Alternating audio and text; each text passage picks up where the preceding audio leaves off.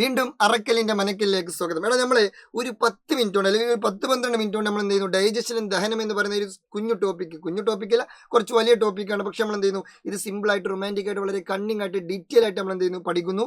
അപ്പോൾ ready, one start. Digestion എന്ന് പറഞ്ഞാൽ സിമ്പിൾ ആണ്, ഇത്രയേ ഉള്ളൂ. അതായത് കോംപ്ലക്സ് ആയിട്ടുള്ള ഫുഡ് മെറ്റീരിയൽസ് ഉണ്ടല്ലോ, ഇപ്പൊ ലൈക്ക് ലഡു, ജിലേബി, മന്തി, അൽഫാം, തന്തൂരി, പൊറോട്ട, അങ്ങനെയുള്ള കോംപ്ലക്സ് ആയിട്ടുള്ള ഫുഡ് മെറ്റീരിയൽസിനെ നമ്മൾ എന്ത് ചെയ്യുന്നു, സിമ്പിൾ ആയിട്ടുള്ള അബ്സോർബിൾ ഫോം ആക്കി മാറ്റുന്നു, ആഗിരണം ചെയ്യാൻ പറ്റുന്ന ലഘു കണികകളാക്കി മാറ്റുന്നു. ഇപ്പൊ ലൈക്ക് എന്താണ്, ഗ്ലൂക്കോസ്, ഫ്രക്ടോസ്, ഗലക്ടോസ്, അമിനോ ആസിഡ്, അങ്ങനെയുള്ള ചെറിയ ചെറിയ കുഞ്ഞു ന്യൂട്രിയൻസിനെ ആർക്ക് അബ്സോർബ് ചെയ്യാൻ പറ്റുള്ളൂ, സെല്ലുകൾക്ക് അബ്സോർബ് ചെയ്യാൻ പറ്റുള്ളൂ.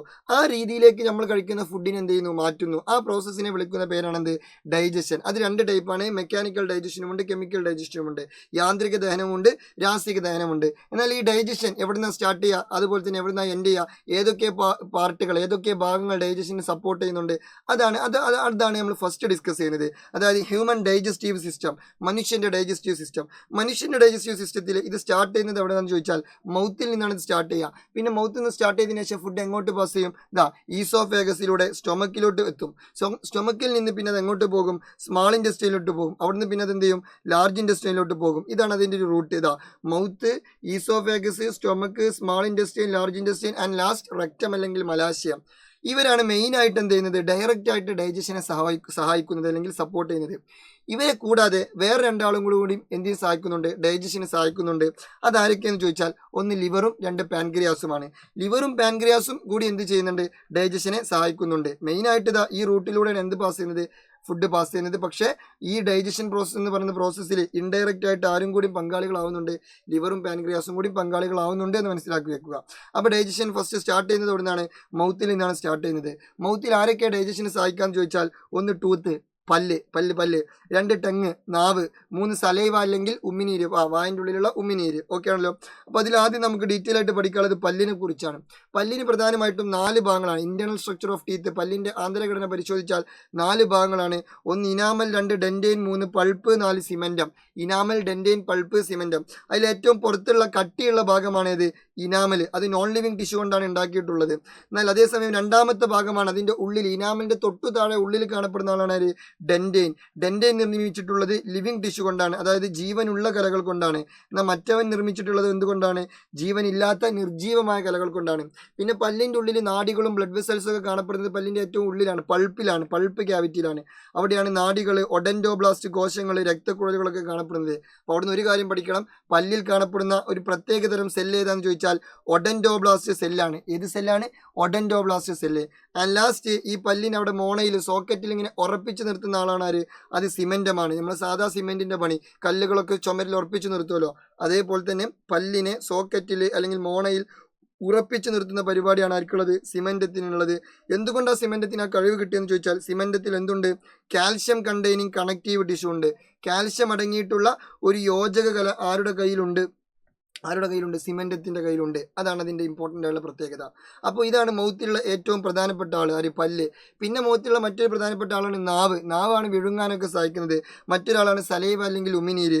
ഉമിനീരിന്റെ പ്രത്യേകത എന്താണെന്ന് ചോദിച്ചാൽ സലൈവയിൽ ഒരു എൻസൈം ഉണ്ട്. That enzyme is known as salivary amylase. എന്താണ് പേര്, സലൈവറി അമിലേസ്. ഈ സലൈവറി അമിലേസ് എന്ത് ചെയ്യുന്നു അറിയോ, സലൈവറി അമിലേസ് ഡൈജഷൻ പ്രോസസ്സിൽ നമ്മൾ കഴിക്കുന്ന ഫുഡിൽ സ്റ്റാർച്ച് ഉണ്ടെങ്കിൽ ആ സ്റ്റാർച്ചിനെ ഡൈജസ്റ്റ് ചെയ്യും, സ്റ്റാർച്ച് ഇല്ലെങ്കിലോ ഒന്നും ചെയ്യൂല. നമ്മൾ കഴിക്കുന്ന ഫുഡിൽ സ്റ്റാർച്ച് ഉണ്ട്, അപ്പോൾ നമ്മൾ ചോറൊക്കെ തിന്നാണെങ്കിൽ അതിൽ എന്തായാലും സ്റ്റാർച്ച് ഉണ്ട്. അപ്പോൾ അതിൻ്റെ ഡൈജഷൻ എവിടെ നിന്ന് തന്നെ സ്റ്റാർട്ട് ചെയ്യും, നമ്മുടെ വായൻ്റെ ഉള്ളിൽ നിന്ന് തന്നെ സ്റ്റാർട്ട് ചെയ്യും. അതിനാര് സഹായിക്കും, സലൈവയിലുള്ള സലൈവറി അമിലേസ് സഹായിക്കും. ഓക്കെ ആണല്ലോ. നെക്സ്റ്റ് അത് വിഴുങ്ങിയതിന് ശേഷം എന്ത് ചെയ്യും, അത് വിഴുങ്ങുക എന്ന് പറഞ്ഞാൽ ഇത് അവിടുന്ന് വിഴുങ്ങിയിട്ട് പിന്നെ അത് ഈസോഫാഗസിലൂടെ പോകും. ഈസോഫാഗസിലൂടെ ഫുഡ് മൂവ് ചെയ്യുന്ന ആ മൂവ്മെന്റിനെ വിളിക്കുന്ന പേരാണ് പെരിസ്റ്റാൾസിസ്. അത് ജസ്റ്റ് ഒന്ന് പഠിച്ചു വെക്കുക. Peristalsis is the wave like movement of food. ഫുഡിന്റെ ഒരു വേവ് ലൈക്ക് മൂവ്മെന്റ് ആണ് ത്രൂ ദ ഡൈജസ്റ്റീവ് ട്രാക്റ്റിലൂടെയുള്ള മൂവ്മെന്റ്. ഓക്കെ, അതാണ് ഈ പെരിസ്റ്റാൾസിസ് മൂവ്മെന്റ്. അങ്ങനെ ഇതിലൂടെ ഇങ്ങനെ വിഴുങ്ങി ഫുഡ് കൊടുത്തി സ്റ്റൊമക്കിലെത്തി അല്ലെങ്കിൽ ആമാശയത്തിലെത്തിക്കഴിഞ്ഞാൽ ഫസ്റ്റ് ചെയ്യുന്നത് എന്താ അറിയോ, ഈ ഫുഡിനെ മൊത്തത്തിൽ എന്ത് ചെയ്യുന്ന കുഴച്ച് മറിക്കും. ആമാശയത്തിലും ഒരു പെരിസ്റ്റാൾസിസ് സംഭവിക്കും. എന്നിട്ട് ആമാശയത്തിൽ അതിനെ കുഴച്ച് മറിച്ചിട്ട് ആ ഫുഡിനെ എന്താക്കി മാറ്റും, food into a paste form, ഒരു കുഴമ്പ് രൂപത്തിലാക്കി മാറ്റും. നമ്മൾ ടൂത്ത് പേസ്റ്റ് ഒക്കെ അല്ലേ, ആ ഒരു പേസ്റ്റ് ഫോം ആക്കി മാറ്റും. എന്നിട്ട് അവിടെ അതിനെ കുറച്ചു നേരം ഇങ്ങനെ പിടിച്ചു നിർത്തും. എന്തിനാ പിടിച്ചു നിർത്തുന്നത് ചോദിച്ചാൽ വേറെ കുറെ എൻസൈമുമായിട്ട് റിയാക്ട് ചെയ്യാൻ വേണ്ടിയിട്ടാണ് ഈ ഫുഡ്. അപ്പോൾ അങ്ങനെ പിടിച്ചു നിർത്താൻ സഹായിക്കുന്ന മസിൽസ് ആണ് ഇത് സർക്കുലർ മസിൽസ് അല്ലെങ്കിൽ വലയ പേശികൾ. എന്നിട്ട് അങ്ങനെ എന്ത് ചെയ്യുന്നു, ആമാശയത്തിൽ കുറച്ചു നേരം ഒരു ആംബിൾ ഓഫ് ടൈം അല്ലെങ്കിൽ ഒരു മതിയാവുന്ന സമയം എന്ത് ചെയ്യുന്നു, ഫുഡിനെ അവിടെ ഇങ്ങനെ സ്റ്റോപ്പ് ചെയ്ത് നിർത്തും. എന്തിനാന്ന് ചോദിച്ചാൽ വേറെ കുറെ എൻസൈമുമായിട്ട് ഇത് മിക്സ് ചെയ്യണം. ആ എൻസൈമുകൾ ആരാ പ്രൊഡ്യൂസ് ചെയ്യുക? ആമാശയം തന്നെ പ്രൊഡ്യൂസ് ചെയ്യും. ഒക്കെ ആമാശയം തന്നെ ചെയ്യും.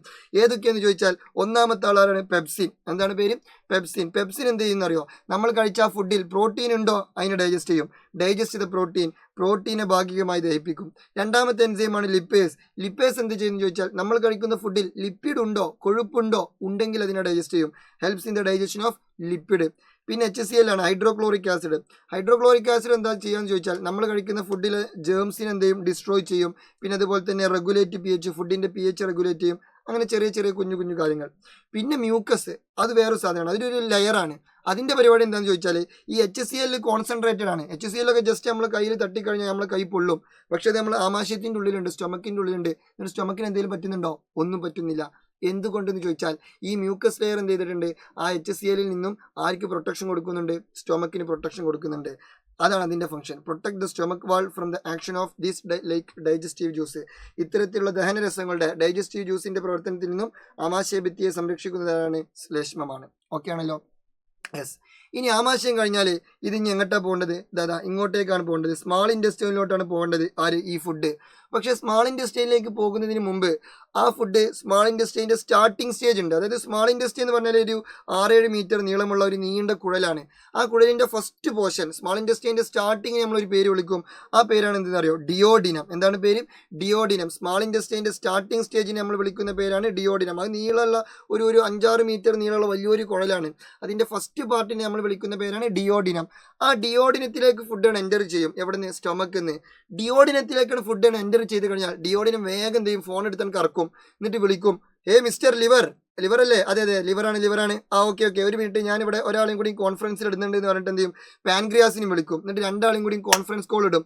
Hey mister liver and pancreas, ഇത് ഞാൻ ഡിയോഡിനമാണ്. ഫുഡ് നമ്മുടെ ഡൈജസ്റ്റ് ചെയ്യേണ്ട ഫുഡ് ഇപ്പോൾ എവിടെ എത്തിയിട്ടുണ്ട്? സ്റ്റൊമക്കിൽ നിന്നും ഡിയോഡിനത്തിൽ എത്തിയിട്ടുണ്ട്. അത് അല്പസമയത്തിനകം അത് എങ്ങോട്ടേക്ക് പോകും? സ്മാൾ ഇൻഡസ്ട്രിയിലോട്ട് പോകും. അപ്പോൾ നിങ്ങൾ എന്ത് ചെയ്യണം? നിങ്ങൾക്ക് എന്തെങ്കിലും ഡൈജസ്റ്റ് ചെയ്യാനുണ്ടെങ്കിൽ വേഗം വന്ന് ഡൈജസ്റ്റ് ചെയ്ത് നിങ്ങളുടെ പണികൾ ചെയ്തോളൂ എന്ന് പറയും. അതാണ് ഞാൻ നേരത്തെ പറഞ്ഞത്. ഈ ഒരു പാത്തിൽ ആരില്ല ഫുഡ് ഡൈജസ്റ്റ് ചെയ്യുന്ന ഈ റൂട്ടിൽ ആരില്ല? ലിവറും പാൻക്രിയാസും ഇല്ല. സ്റ്റൊമക്ക് കഴിഞ്ഞാൽ പിന്നെ അത് നേരെ എങ്ങോട്ടാ പോവുക? സ്മാൾ ഇൻഡസ്ട്രിയിലേക്കാണ് പോകുക. അപ്പോൾ പിന്നെ ഇവരെങ്ങനെ സഹായിക്കും എന്നുള്ളൊരു ക്വസ്റ്റ്യൻ ഉണ്ടായിരുന്നല്ലോ. ഈ സ്റ്റൊമക്ക് കഴിഞ്ഞ് സ്മാൾ ഇൻഡസ്ട്രിയിലേക്ക് പോകുന്ന ആ ഒരു സമയത്ത് എന്ത് ചെയ്യുന്ന അറിയോ? അവിടെ ആ ഡിയോഡിനത്തിലേക്ക് ഈ ലിവറും പാൻക്രിയാസും പ്രൊഡ്യൂസ് ചെയ്യുന്ന എൻസൈമുകളൊക്കെ വരും. എന്നിട്ട് അവരെന്ത് ചെയ്യുന്ന അറിയോ? ഇവിടുന്ന് ഇൻഡയറക്റ്റ് ആയിട്ട് ആ ഒരു ഡൈജഷൻ എന്ന് പറയുന്ന പ്രോസസ്സിന് എന്ത് ചെയ്യുന്നു? സഹായിക്കുന്നു. അതാണ് ഇവിടെ ചെയ്യുന്നത്. അപ്പോൾ ലിവർ എങ്ങനെ സഹായിക്കുന്നു ചോദിച്ചാൽ ലിവർ എന്ത് ചെയ്യുന്നു? ഒരു ബൈൽ എന്ന് പറയുന്ന ഒരു സാധനം പ്രൊഡ്യൂസ് ചെയ്യും. അതിൻ്റെ മലയാളമാണ് പിത്തരസം. അതിങ്ങനെ ലിവർ എപ്പോഴും ഇങ്ങനെ സ്റ്റോർ ചെയ്ത് വെച്ചിട്ടുണ്ടാവും. അത് എപ്പോഴാണോ ആവശ്യം, ഈ ഡിയോഡിൻ എപ്പോഴാണോ ഫോം വിളിക്കുന്നത് അപ്പോൾ തന്നെ ഇത് കൊടുക്കും. അതാണ് ഇതിൻ്റെ ഒരു സെറ്റപ്പ്. അത് എവിടെയാണ് സ്റ്റോർ ചെയ്യാന്ന് ചോദിച്ചാൽ ഗാൾ ബ്ലാഡറിലാണ് സ്റ്റോർ ചെയ്യുക. പിത്തരസം എവിടെ സ്റ്റോർ ചെയ്യുന്നു ചോദിച്ചാൽ പിത്താശയത്തിൽ സ്റ്റോർ ചെയ്യും. അതിലെന്തില്ല? എൻസൈംസ് ഇല്ല. പക്ഷേ ആ ബൈൽ എന്ത് ചെയ്യുന്നു? നേരെ അങ്ങോട്ടേക്ക് പോകും. എങ്ങോട്ടേക്ക് പോകും? ഈ ഡിയോഡിനത്തിലോട്ട് പോകും. എന്നിട്ട് എന്ത് ചെയ്യുന്നറിയോ? ആ ഡിയോഡിനത്തിൽ ചെന്നിട്ട് അവിടെ നമ്മൾ കഴിച്ച ഫുഡിൽ ഫാറ്റ് ഉണ്ടോ നമുക്കറിയില്ല. ഉണ്ടെങ്കിൽ ആ ഫാറ്റിനെ എന്ത് ചെയ്യും? സ്മാൾ പാർട്ടിക്കിൾസ് ആക്കി മാറ്റും. പിന്നെ അതുപോലെ തന്നെ അവിടെയുള്ള pH ഒക്കെ എന്ത് ചെയ്യും? റെഗുലേറ്റ് ചെയ്യും. ഇനി അതേസമയം പാൻക്രിയാസ് എന്താ ചെയ്യാന്ന് ചോദിച്ചാൽ pancreas produces pancreatic juice produce ചെയ്യും. എന്നിട്ട് ആ ജ്യൂസും എന്ത് ചെയ്യും? റീച്ചസ് ദ ഡിയോഡിനത്തിലേക്ക് എത്തും. ആ ജ്യൂസിന്റെ പ്രത്യേകത എന്താണെന്ന് ചോദിച്ചാൽ അതിൽ പാൻക്രിയാറ്റിക് അമിലേസ് ഉണ്ട്. അമിലേസിന് എവിടെ കേട്ടാലും അതിന് ഒറ്റ പണിയുള്ളൂ. എന്തിനാ ഡൈജസ്റ്റ് ചെയ്യുക? സ്റ്റാർച്ചിനെ ഡൈജസ്റ്റ് ചെയ്യുക. സലൈവറി അമിലേസും സ്റ്റാർച്ചിനെ ഡൈജസ്റ്റ് ചെയ്യുക ചെയ്തത്.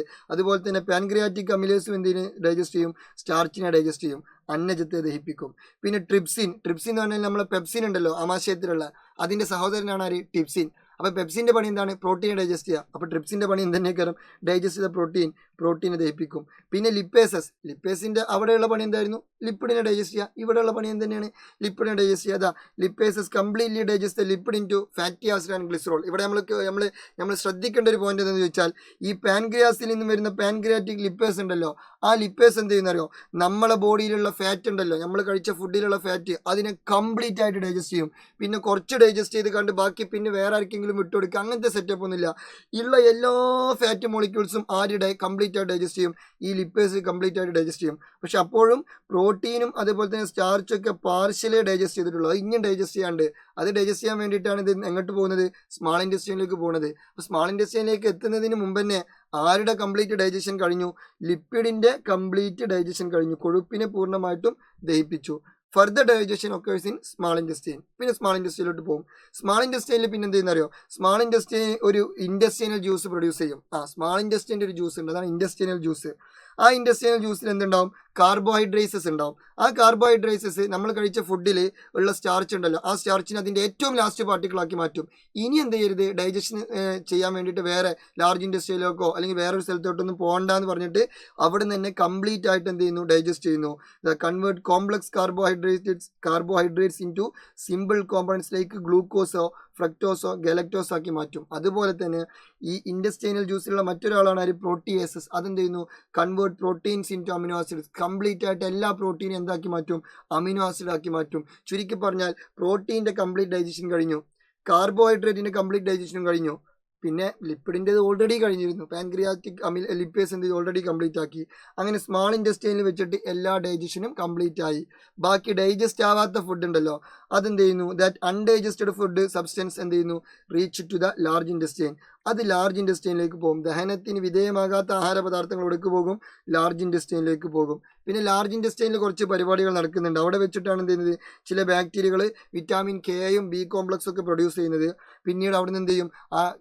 ഡൈജസ്റ്റീവ് വേസ്റ്റിന് എന്ത് ചെയ്യുന്നു? Carries into rectum and expel through the anus. അതിനെ ദഹനാവശിഷ്ടത്തെ മലാശയത്തിലേക്ക് എത്തിച്ച് മലദ്വാരത്തിലൂടെ പുറന്തള്ളും. ഓക്കെ ആണല്ലോ? ഇതാണ് സെറ്റപ്പ്. അതായത് സ്മാൾ ഇൻറ്റെസ്റ്റൈനിൽ തന്നെ ഡൈജഷൻ കംപ്ലീറ്റ് ആവും. എന്നിട്ട് ബാക്കി ഡൈജസ്റ്റ് ആവാത്ത ഫുഡ് ലാർജ് ഇൻറ്റെസ്റ്റൈന് കൊടുക്കും. എന്നിട്ട് അവിടെ എന്ത് ചെയ്യും? ലാർജ് ഇൻറ്റെസ്റ്റൈനിൽ അത് പിന്നെ നേരെ അങ്ങോട്ട് പോകും, റെക്റ്റം അല്ലെങ്കിൽ മലാശയത്തിലോട്ട് പോകും. ഇതാണ് സെറ്റപ്പ്. ഓക്കെ ആണല്ലോ? ഹാപ്പി അല്ലേ? അപ്പോൾ ഡൈജഷൻ നമ്മൾ വളരെ ചുരുങ്ങിയ സമയത്തിനുള്ളിൽ ഡീറ്റെയിൽ ആയിട്ട് മനോഹരമായിട്ട് ഡിസ്കസ് ചെയ്തു. അപ്പോൾ നിങ്ങളിങ്ങനെ വിചാരിക്കുന്നുണ്ടാവും, ഇത് ഇത്ര ഉണ്ടായിരുന്നുള്ളൂ, ഇത് ഭയങ്കര സംഭവമല്ലായിരുന്നു? ഒന്നും സംഭവമല്ല, ഒന്നും ഒരു കീറാമുട്ടിയല്ല, ഒക്കെ നമ്മൾ റൊമാൻറ്റിക് ആയിട്ട് ഡിസ്കസ് ചെയ്യും. പിന്നെ എന്തിനാ മുത്തി അറക്കിൽ ജീവിച്ചിരിക്കുന്നത്? ബയോളജിയുടെ കാര്യത്തിൽ നോ ടെൻഷൻ, എതുക്ക് പറയും. നിങ്ങൾ എന്ത് ചെയ്യുക? നിങ്ങൾ ധൈര്യമായിട്ട് നമ്മളെ ക്ലാസ്സും കാര്യങ്ങളൊക്കെ കേൾക്കുക. എന്നിട്ട് എല്ലാതും എന്ത് ചെയ്യുക? കൃത്യമായിട്ട് പ്രോപ്പറായിട്ട് പഠിക്കുക. എന്തെങ്കിലും ഡൗട്ട്സ് ഒക്കെ ഉണ്ടെങ്കിൽ ചോദിക്കുക. എന്നിട്ട് അടിപൊളിയായിട്ട് മിന്നിച്ച് പഠിക്കുക. പിന്നെ എന്ത് ചെയ്യുക? നല്ല ഉഷാറായിട്ട് പഠിച്ചതിന് ശേഷം ജസ്റ്റ് ഒന്നൊക്കെ പ്രാർത്ഥിക്കുകയൊക്കെ ചെയ്യാം. അപ്പോൾ അങ്ങനെയൊക്കെയാണ് കാര്യങ്ങൾ. അപ്പോൾ വീണ്ടും കാണാം. ഇത് നിങ്ങളുടെ സ്വന്തം അറക്കൽ.